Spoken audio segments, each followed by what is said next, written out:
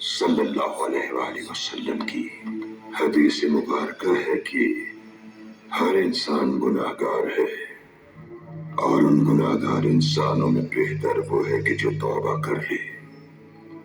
سلجان بیٹی نے خلوص دل سے توبہ کی ہے، پچھتاوا ہے اسے اپنے کیے کا، اور آئندہ کبھی ایسا نہ کرنے کا عہد کیا ہے اس نے اپنے اللہ سے۔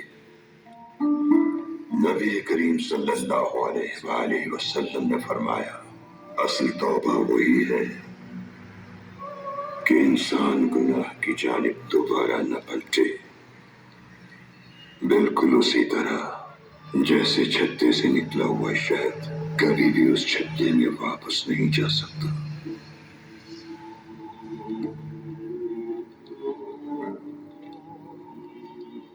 سلجان کے لیے آپ جو سزا تجویز کریں گے اس پہ راضی ہے یہ۔ اس نے اپنے گناہوں کا سچے دل سے اعتراف کیا ہے اور ان پر نادم ہے۔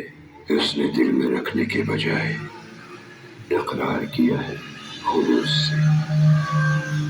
اب جو بھی آپ اس کے لیے فیصلہ کریں۔